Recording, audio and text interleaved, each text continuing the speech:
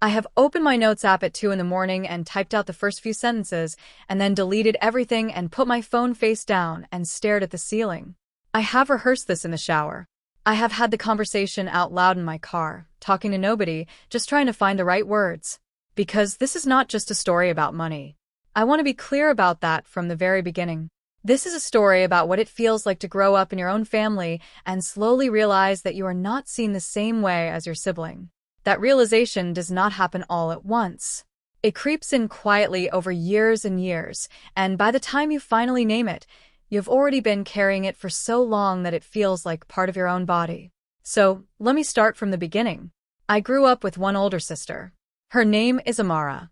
We are 4 years apart. Growing up, we shared a house, shared a bathroom, fought over the remote, and ate dinner at the same table every night. On the surface, completely ordinary. The kind of childhood that looks totally fine in photographs.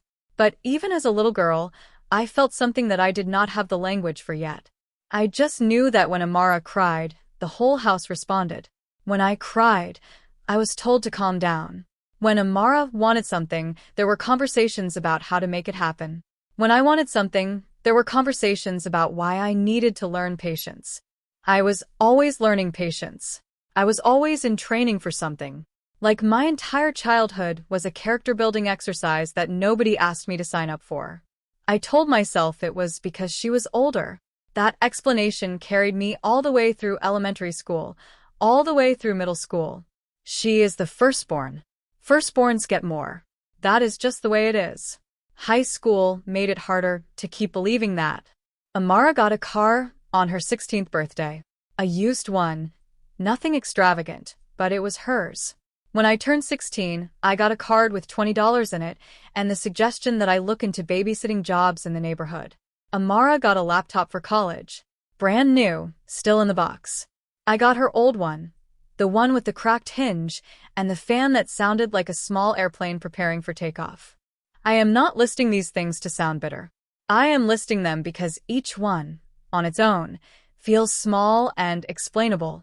But all of them together start to paint a picture. And I did not let myself look at that picture for a very long time. Then Amara got married. She married a man named Derek, and I want to say up front that Derek is genuinely a good person. This story is not about him. But shortly before the wedding, my parents sat Amara and Derek down and presented them with a check for $250,000. A gift, they called it, a down payment on their future. A way to make sure they started their life together on solid ground. I found out about this the way you find out about things in families, not directly, not with a conversation, but sideways. My aunt mentioned it casually at a family dinner like it was something everyone already knew. Maybe everyone did already know. Maybe I was the only one who had not been told. I was 22 years old. After dinner that night, my mother came to find me. I think she could see something in my face. And she sat down next to me and she said, "We know we are not doing the same for you. But you are different. You are strong. You're going to figure it out." She said it like she was giving me a compliment. I nodded. I said okay. I waited until I was alone in my childhood bedroom, and then I sat on the floor with my back against the bed, and I cried so hard my chest hurt. Because here is what she actually said to me, underneath the words she used. She said, "Your sister's future is something we want to protect, and yours is something we think you can handle on your own." She said, "We have decided you need less from us." She said, "We have already made this decision, and we are telling you now as a courtesy." The money was not the wound. The money was just the proof of the wound. I spent the next several months in a fog that I hid from everyone. I smiled at Amara's wedding. I danced at the reception. I made a toast, and people laughed at the right parts. I am a good actress when I need to be. Growing up the way I did, you learn to perform okay even when you are not. But underneath all of it, something had shifted permanently. I could feel it. I moved into an apartment with 2 other girls from college. We had 1 bathroom, 1 parking space, and a stove with only 3 working burners. I was working as a receptionist at a dental office during the day and waitressing 3 nights a week. I was exhausted in a way that sleep did not fix. The kind of tired that lives in your bones. I had exactly $40 left over every week after bills. $40 for everything else. Groceries got creative. My social life got quiet. I stopped going to things that cost money and started making excuses about being busy. There were nights in that first year where the unfairness of it sat on my chest like something physical. I would think about the number. $250,000. I could not even picture what that felt like. I was budgeting for whether I could afford both shampoo and conditioner in the same shopping trip. But something started to happen, slowly and then faster. I got angry. Not the kind of angry that makes you fall apart, the kind that makes you focus. I started channeling everything I felt into learning. I listened to finance podcasts during my commute. I read articles about investing, about compound interest, about building credit from nothing. I watched free tutorials on YouTube about digital marketing, copywriting, email strategy. I took notes in a journal I bought from a dollar store. I opened a high-yield savings account and automated a transfer of 15% of every paycheck the day it landed.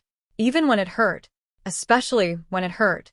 Because I had decided that every time I made a financially disciplined choice, I was building something my parents did not build for me.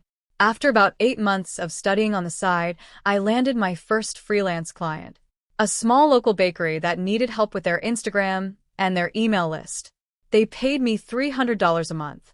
That was everything to me. That was proof. I got another client.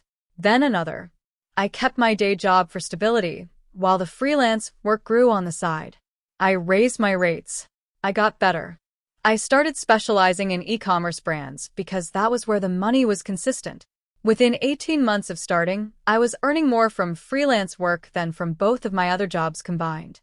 I quit the restaurant first. Then I left the dental office. I built my own small business. Remote, flexible, fully mine.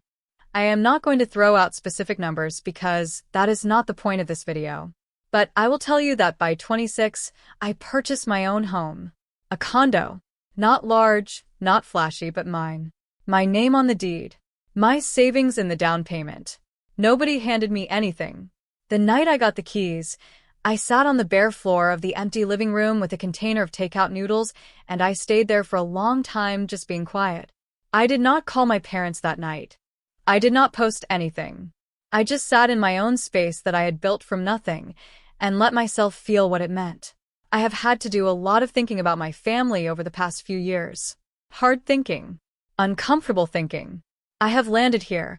I do not believe my parents are cruel people. I believe they are people who have a favorite child and never found the honesty inside themselves to acknowledge it. So instead they built a story around it. A story where Amar needed protecting and I needed strengthening. A story where giving her money was love and giving me distance was also love, just a different kind. I understand why they needed that story. It is easier than the truth. But I am not interested in carrying their story anymore. I have my own. I have had real conversations with my parents. Some of them were painful. Some went nowhere. My relationship with my family is more honest now, which means it is also more complicated. When you stop performing okay, some people are not ready for what is actually true. What I want to say, if you are still watching, is this. If you grew up in a family where you were always the one who was expected to need less, where your strength was used as a justification for being given less love, less support, less investment, I see you. That experience is real. The grief of it is real. You are allowed to name it, even if your family never will. My mother told me I was strong like it was the reason she could walk away. But she was not wrong that I was strong. She was just wrong about what that meant. It did not mean I deserved less.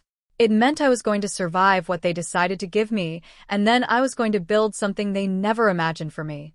I figured it out, completely on my own. And I am proud of that in a way that has nothing to do with them. If this video found you at the right time, I hope it helps even a little. You do not need their investment to build something real. You just need to decide you are worth building for.